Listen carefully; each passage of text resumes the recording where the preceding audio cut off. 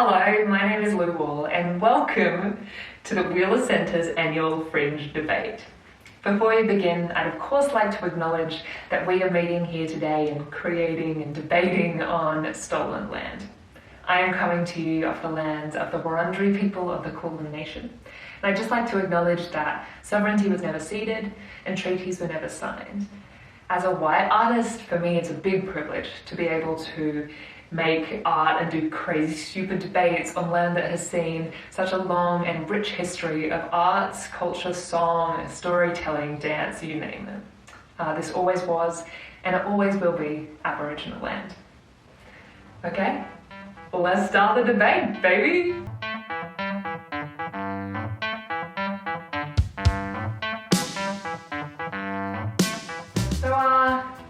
There is a giant network of machinery that contains the sum of all human knowledge and connects us as a species that we have come to become quite reliant upon. It's called the internet. And tonight we are debating whether or not we should break it.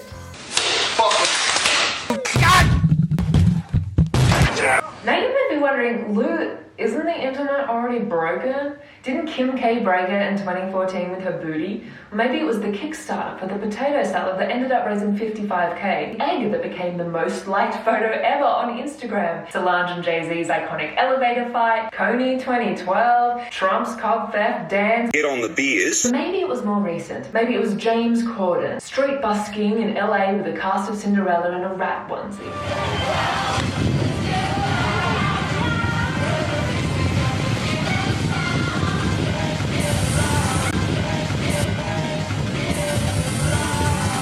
Now I'm not sure about the internet, but that definitely broke all confidence I have in any man named James Corden and his place on this earth. So much like my mental health in lockdown, the internet has gone through a severe number of drastic breakdowns. No! God, no, please, no! No! No! However, unlike me, the internet can't just walk it off, touch some grass and buy a $6 oat latte to get over it. Instead, the internet has to press on. So today we are discussing the momentous decision: should the internet even exist at all? Should it? I don't know. I mean, sure, it brought us cultural democracy, a limitless information database, global connectivity, and it taught my dad how to do my hair with a vacuum.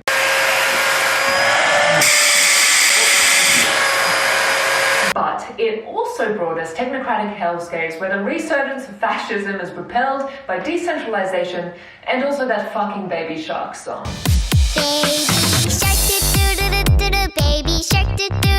I hate it. It takes years of my life. Now that alone, in my opinion, should be enough to break the internet, but luckily, it is not up to me. Tonight we have a panel of incredible interdisciplinary artists and creative thinkers who are going to lead you through this debate. Without further ado, let the debate about the break. That was really bad, I'm sorry. To break or not to break? Let's get debating. Let's go! Hit it!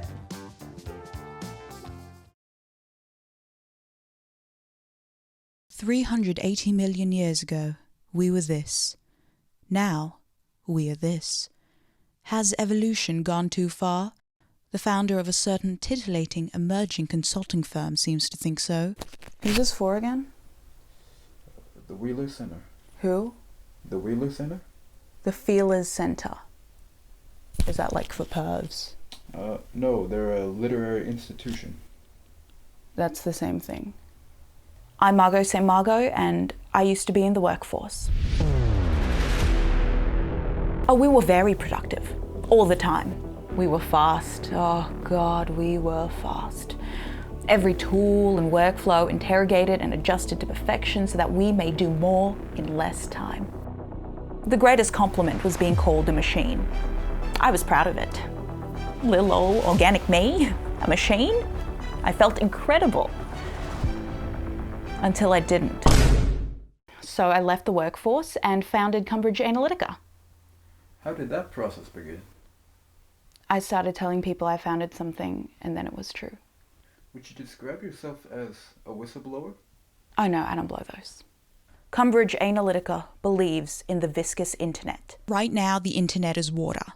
It's all rush and flow, how quickly you can adapt from one container to another, how quickly you can fill a new one. When everything's convenient, nothing is. Where does time go when you save it? Does it vaporize into the atmosphere of corporations?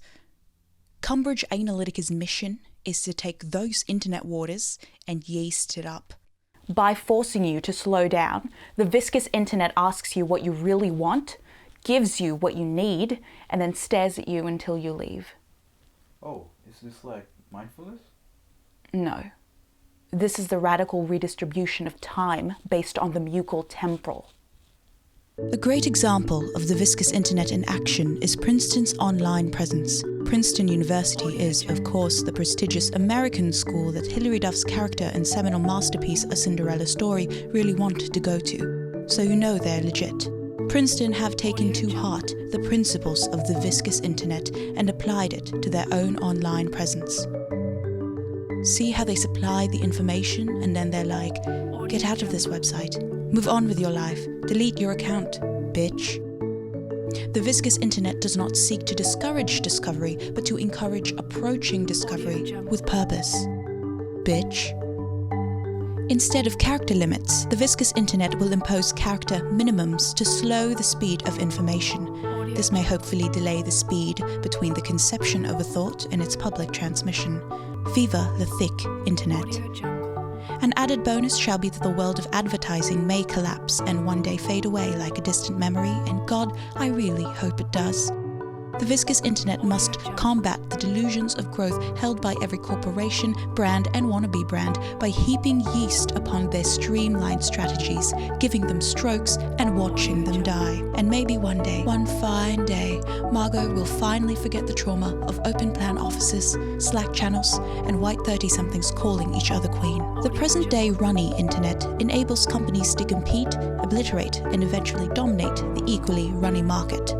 But the viscous internet says, down with the PR of trickle-down economics and onward with sludge fudge in the mud economics. The sludge fudge is money, the mud is the people. At first it was really hard weaning myself off the runny internet, but eventually I just sucked it up, got a bucket of slime and poured it all over my laptop. I learned cursive. I look at the sun. I don't think in meme formats anymore. I cry myself to sleep. Can I tell you a secret?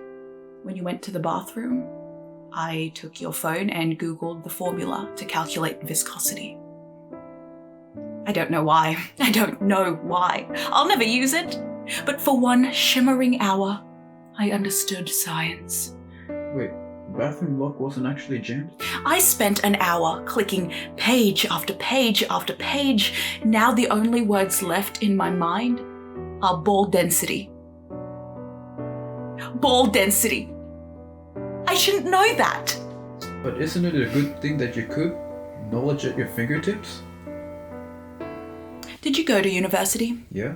What did you study? Communications. And did you have knowledge at your fingertips then? I did. And where are you now? In your house? In my house, that's right. And you're getting paid for this. No. Are you happy? I don't think I know what happy means. We are often told, go with the flow, go with the flow. But we have gone with the flow long enough. Now we must resist. Believe in us. Believe in you. Believe in Cambridge Analytica. Hi. My name is Aurelia St. Clair, and I am a comedian, podcaster, a writer, and meme connoisseur. I'm beyond excited to talk about why we shouldn't break the internet today. Now, how does the internet work? Let's just say that I don't know and I don't care. Unlike most people my age, I grew up in a household without a computer, an internet connection, or a TV. My entertainment consisted of reading books and doing chores. I'll never forget the day my friend asked me if I'd ever been on YouTube before. Moments later, she blew my mind by telling me about a free online encyclopedia anyone could submit edits to. We immediately tried to falsify facts and spent hours watching music videos. Since then, the internet has been my virtual playground and I couldn't live without it. In my experience, people who want to break the internet are navel-gazing bores who believe that they can find true love via an IRL meet cute because they're too good for online dating like the rest of us. They have no problem calling a restaurant to make a reservation, or worse, they order food via phone call.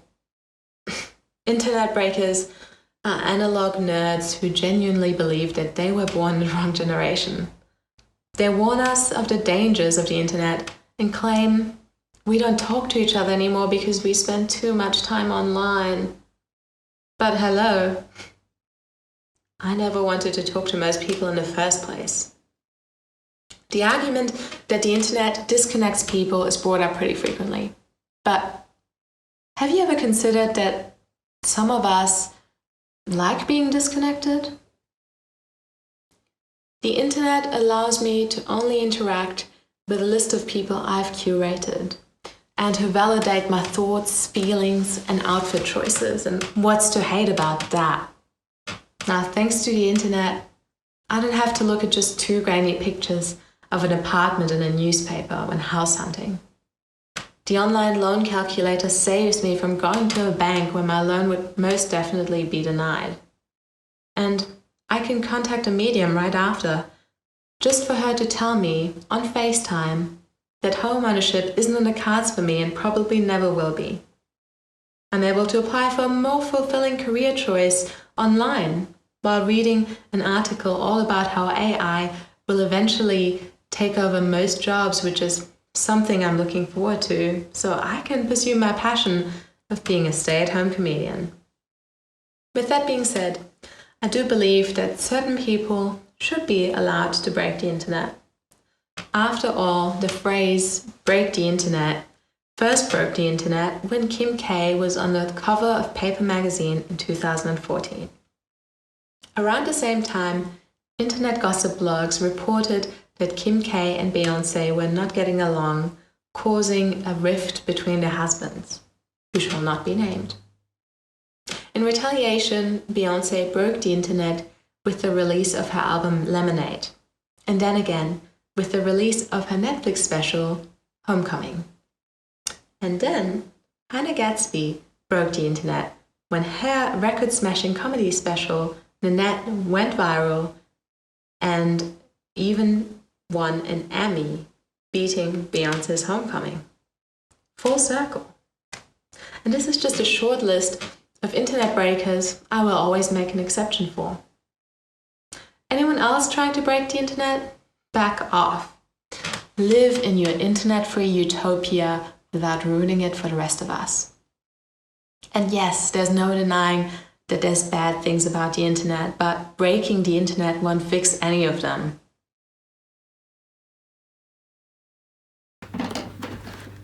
Oh. Is it on? Is my camera on? Sorry, I'm just... Hang on. Oh. Yeah, you see me? Yeah. Amazing, beautiful. Oh. Right, I'm just sharing my screen. Sorry, can you just give me hosting privileges? Cool, thank you. Cool, amazing, right. Cool, can everyone see that? Brilliant, amazing, cool. So I'm just going to give you a presentation today on why the internet's so awful. Oh, sorry. Can you hear it? Is it coming through? Yeah, cool. You can hear it now? Yeah, amazing. Brilliant.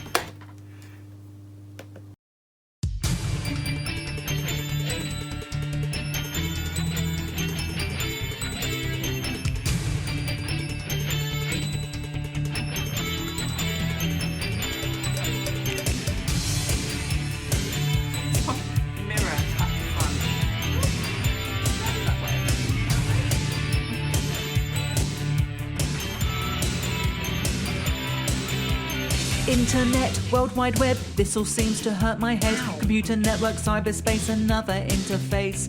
Email, blogging, what the hell's my login? File share, I do not care, just want to email Steve.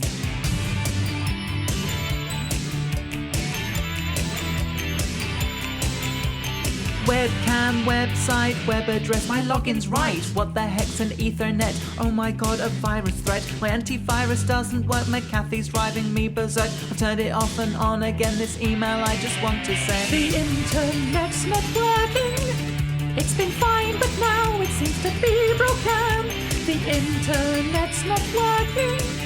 Am I just a boomer or is this the future? I miss the days of dial-up. Chrome has got me riled up. That funny sound my modem made when I couldn't use the phone. But now it's all confusing. This app is rage-inducing. Just want to send an email so Steve can see this meme. Instagram, Snapchat, Messenger, WhatsApp. All the kids seem to think that this is all not bloody crap. MySpace, Twitter, the apps are getting shitter. The only way to get your news is on the bloody Facebook. The internet's not working. It's been fine, but now it seems to be broken. The internet's not working. Am I just a boomer or is this the future? Local network Wi-Fi, everything's now hi-fi. 3G, 4G and now it's in the vaccine. Fake news, 1,000 views. Oh, look, let's buy some shoes. I want to start a Shein account from reading all these good reviews. Girl, don't do it, it's not worth it. My algorithm seems to think I'm into something called a twink. There seems to be a lot of cute hot singles in my town. Comic Sans is my favourite font. Is this the future liberals want? Some young kid called me a mole. I'm over all these bloody trolls. The internet's not working. It's been fine, but now it seems to be broken. The internet's not working. Am I just a boomer or is this the future? Yodeling, Walmart kid, deep fried memes, planking, bucket challenge, Harlem shake. Is that the guy from Josh and Drake? Hide your kids, hide your wives. Think I've got bronchitis. Michaela is not impressed. What colour is that bloody dress? 2 girls, 1 cup, salad fingers, that's the stuff. Charlie and the unicorn. If you don't know, you've not been born. The internet's not working. It's been fine, but now it seems to be broken. The internet's not working. Am I just a boomer or is this the future? Shopping halls and cardies claws, my email's full of bloody frauds. Inheritance I need to claim, they want my deets like my surname. Blue waffle, grumpy cat, why is she yelling at that cat? The Kylie Jenner lip challenge and Kim Kardashian Bible. Kids these days, they look the same, all they want is bloody fame. All the Ashleys in a row, pumpkin spice, no extra foam. Who bear cash me outside these tabs I don't know how to hide. That arsehole James should be ashamed. You have now just lost the game. Never gonna give you up, never gonna let you down, never gonna run around and desert you, never gonna make you cry, never gonna say goodbye, never gonna tell a lie and hurt you, never gonna give you up, never gonna let you down, never gonna run around and desert you, never gonna make you cry, never gonna say goodbye, never gonna tell a lie and hurt you. And that is why we should break the internet, to free ourselves of the game and to suffer at the hands of being rickrolled. I've been Miss Cairo, pretending to be a boomer, and now I'm going to go watch porn. I think I'm going to start off with One Man, One Giant to get me in the mood.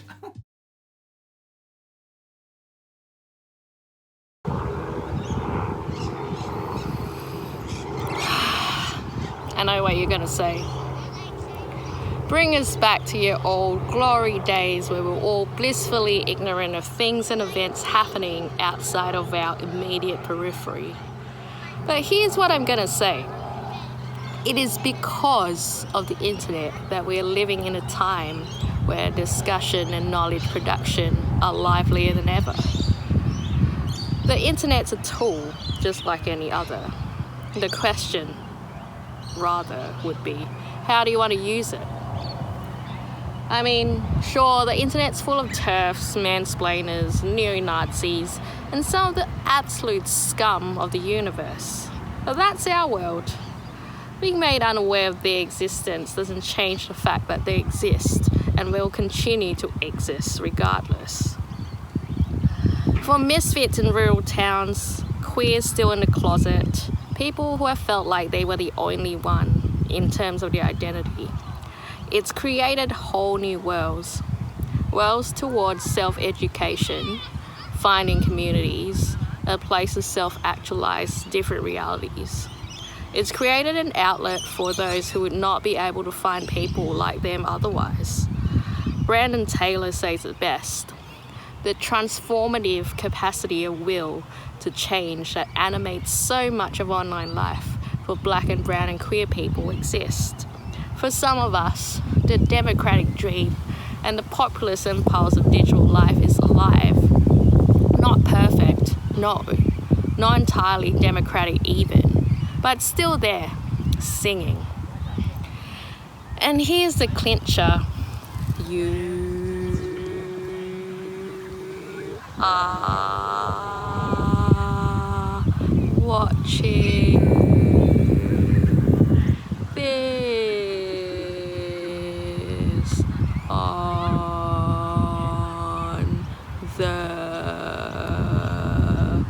the internet.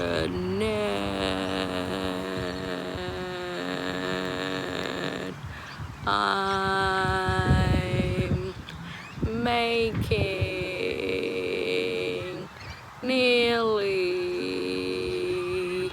half of this month's rent in a global pandemic because of this.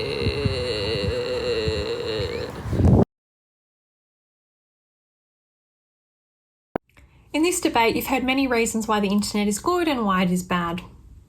You're not allowed to think that it's actually a little bit of both and pretty neutral, because in this life there is no in-between. Things are either so good and wonderful that they remind you of a fluffy duckling or your favourite parent, or they're so bad that they belong in jail. They should lose their job. They should be bombed. They should be tortured. It doesn't matter that you don't believe in these things. For this minute you do.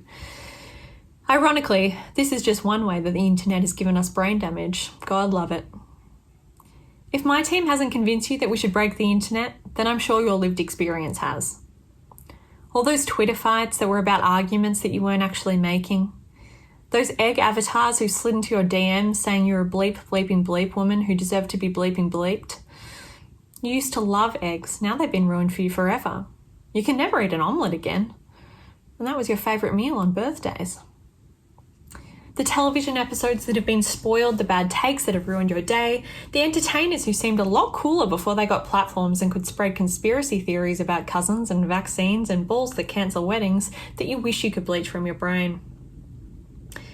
It's complicated because the internet has also brought us a lot of great things too. I don't know if you know this, but you're watching me on the internet right now. Like, this is the internet. I'm not physically in your house. Your house is gross. It's crazy, I know. It's a place where everything is possible, just like in the Matrix, but also a place where it feels like your every impulse is being controlled by faceless beings who want to cause you pain, just like in the Matrix. It's sort of depressing when you think about the degree to which our opinions, relationships, and body hair design is impacted by what we see on the internet. And the time we waste on it, a good golly. It makes you feel like a goddamn fool is what it does. So to curb our humiliation when future space generations ask, what is a wife guy and why does it make me want to die? Here is my argument. We need to destroy the internet because if we destroy it now, people will think it was really, really good. Think about it. I'm betting that in your lifetime you've had someone, usually someone with hair growing out of their nose, tell you that the thing that you like isn't that good because it isn't as good as it used to be back in the day. Older people love to tell younger people that stuff used to be heaps better, but that stuff is gone now. You've missed it, and we'll never be able to get it back. Sorry, kids, you'll never be able to experience the ecstasy of seeing Nirvana at Big Day Out in 1992. May as well pour hot tar on your eyeballs and stuff your ears with popcorn, because culture will never be that good again. It's not just music, it's everything. We're told that movies aren't as good anymore because they've all got superheroes in them. Freddo frogs are smaller, fashion is less practical, and TV was way better when you could only watch it on free-to-air 6 months after it aired in the US. There was more suspense that way. Then the younger generation is made to think that everything they're currently experiencing is just a less good knockoff of more authentic time, one that cannot be replicated without leaving the tacky and bitter taste of new Coke in our mouths, a product we also missed. In that respect, it makes perfect sense that nostalgia was once considered a psychopathological disorder. The term was actually coined by a Swiss physician, Johannes Hofer, in 1688, and it was described as being similar to paranoia, except the patient was mad with longing instead of imagined persecution. Of course, this longing can turn into a feeling of imagined persecution, and we know that nostalgia is weaponized all the time, usually by racists as a way to preserve a national myth that never really existed, or by very thin people as a way to bring back low-rise jeans. But this time, let's turn the power of nostalgia into a tool to vanquish an evil. Let's use it to get rid of the internet. Why not? Some of us are already nostalgic about when the internet was slower to load, but contained a lot less death threats.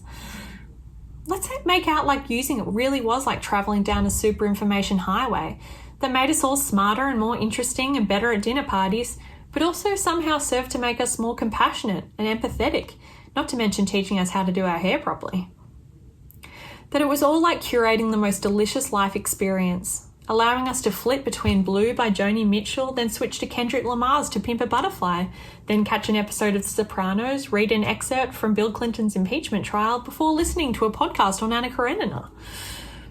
It was better than the feeling of grass between your toes back when there was grass still left to enjoy. It was perfect and fine and absolutely was not used as a tool for racism, sexism, homophobia, and a general breeding ground for right-wing terrorism. No, not at all. You must have misunderstood. It was really good. And now it is gone.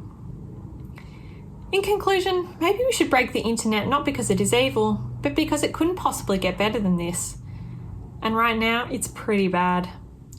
The only way it can continue to be useful is as a mythical cultural experience that we can tell future cool kids they missed out on. Historical periods of greatness have never lasted. Rome fell, the counterculture of the 60s was commodified, Cameron Diaz retired. Nothing gold can stay. We need to get rid of the internet and with it, our shame. Because judging by the last 2 years, maybe things will be a little bit easier if we couldn't Google it.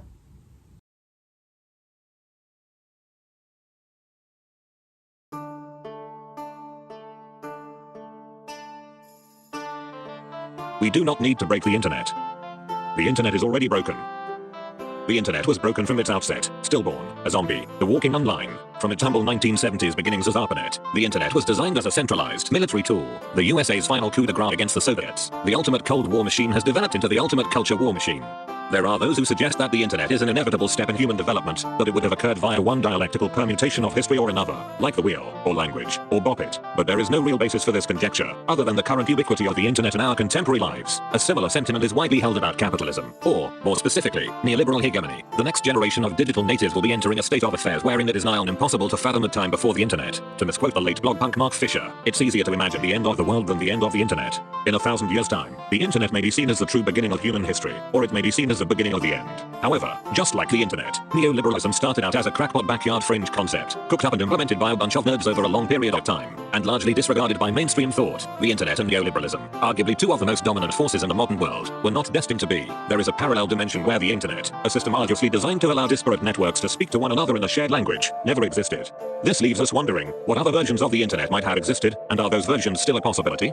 The link between the internet and neoliberalism is multifaceted. The internet, just like capitalism at large, has undergone an exponential privatization since its inception in a sweaty Californian beer garden. The key difference is that the internet was undeniably born out of neoliberalism, while neoliberalism itself is an evolution from, or perhaps a reaction to Keynesian social democracy. The dream of the internet has long been romanticized as a non-hierarchical plane of boundless freedom, the central nervous system of the global village. But this dream is not native to the internet. The late techno-libertarian John Parry Barlow, in recalling his own discovery of the internet, invokes the French theologian Pierre Teilhard de Chardin's notion that there was a purpose to evolution and that evolutionary trajectory was headed towards the collective organism of mind, that human beings collectively would come together to create a consciousness that was capable of keeping God company. This consciousness, it seemed clear, was none other than the World Wide Web. Perry Barlow was also at this point, by his own admission, a few hundred tabs deep into what would amount to a staggering 1,000 LSD trips over the course of his lifetime. Perhaps it is no coincidence that the question of how to fix the broken internet is re-entering the chat in the very same epoch that a long overdue revolution in psychedelic research is underway. But we are a long way from the internet as a stepping stone to the next phase of human evolution. The internet is as slogged out as the dopamine receptors in our brains, and it was born that way. This sickness is in large part due to the way in which the internet manages data.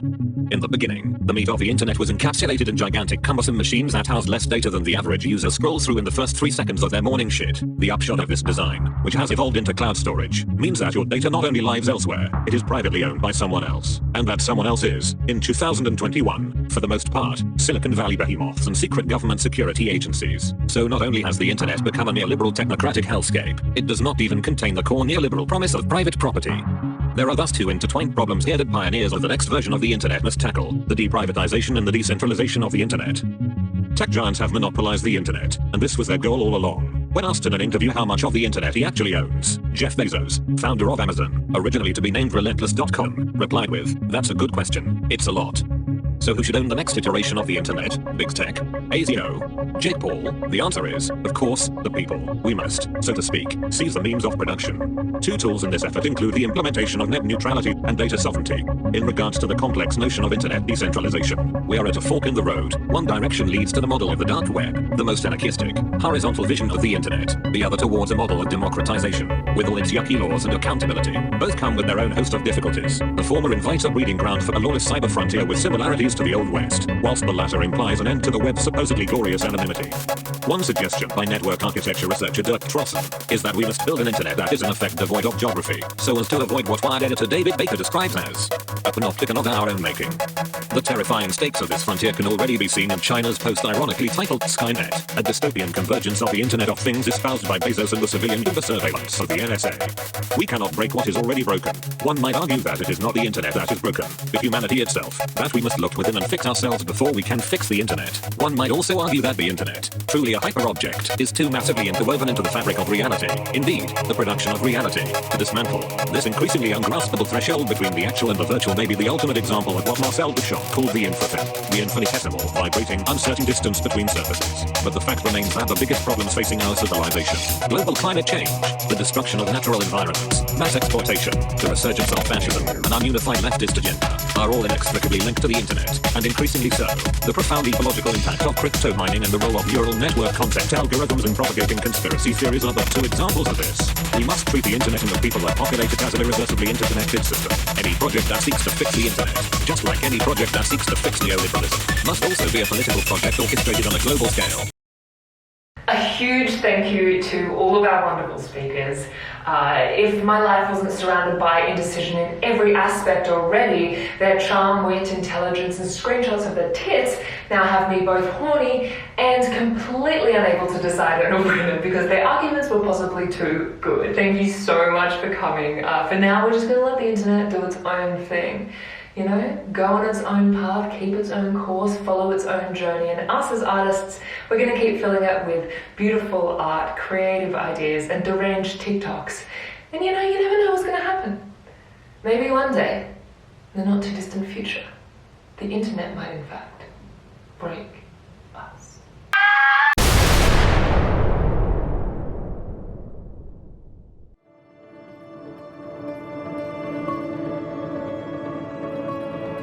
Visit wheelercentre.com for the best in books, writing and ideas from Melbourne, Australia and around the world.